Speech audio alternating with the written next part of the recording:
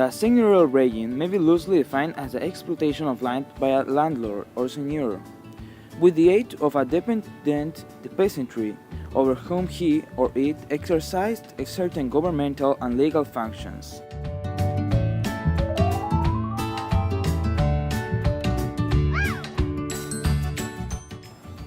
A serf was a person that worked for the Lord, and the Lord gave them land, food, and protection.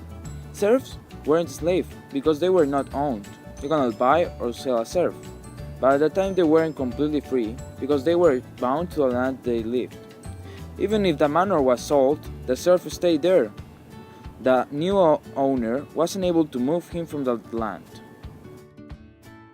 We can say that it was a mutual obligation. The serf worked for the Lord and he had to provide the serf with a place to live, a plot of land to farm, and protection. Buying a manor also meant buying the obligation to protect the serfs who lived there because they were not going to move.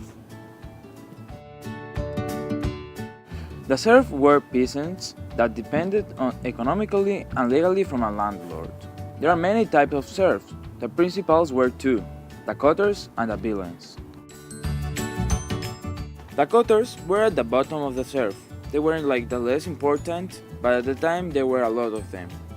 They had around 3 to 4 acres given by the landlord, and they also had to serve as menials of the manor household. Meanwhile, the villains were given almost 40 acres, the right to draw water from the Lord's spring and wood from the forest of the Lord. They also had to work in the Lord's land a certain number of days that was given by the Lord, and they had to give to the Lord some supplies.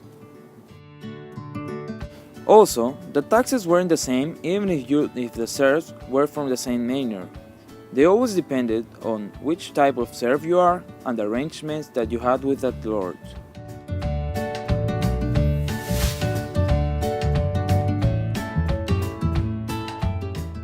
A serf depended on his lord and theoretically required to do whatever work and pay whatever the taxes demanded.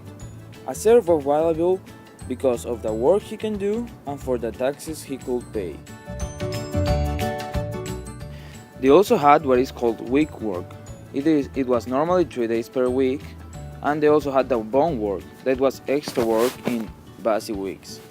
In the manor, there was required field work, handwork like ditch digging, tree cutting, road mending, and things associated with the word handyman.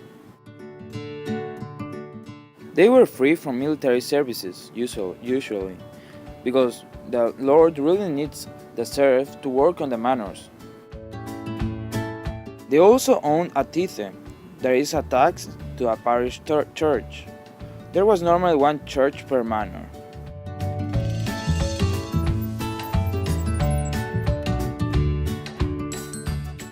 First of all, they had protection from the Lord. This is the main reason why this system was created.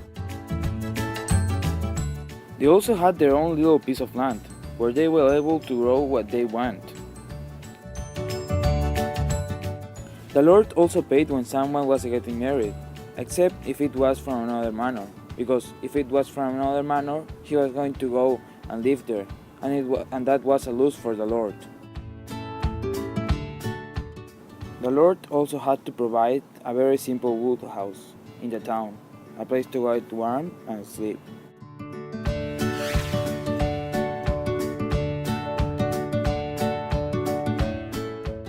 The serf life was hard. The Lord was able to increase taxes or to make them work when he wants, even though most of the lords were good. They work all day to get to their 1 or 2 room thatched cottage. Primitive sanitation fostered disease and pestilence spread rapidly. Also, the work in the manor was hard. That's why they enjoyed so much your holidays. Also, if a serf wanted to go out from the manor, he had 2 options. Number 1, to ask the Lord if he can go, or number 2, escape from it.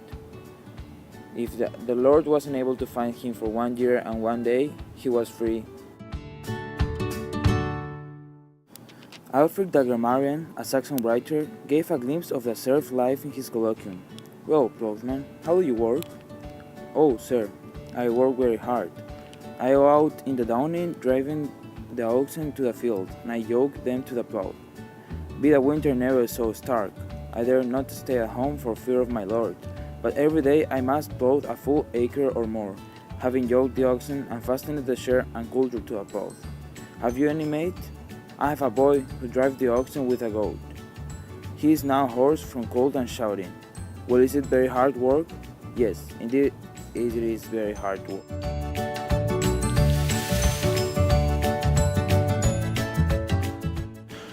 Finally, we can say that the Seigneurial Regime was the mutual obligations that the lord and the serf had.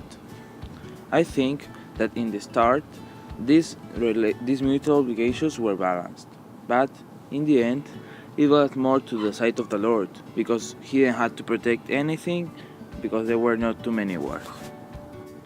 And meanwhile, the work of the serf was a lot compared to all the things that he was giving to him.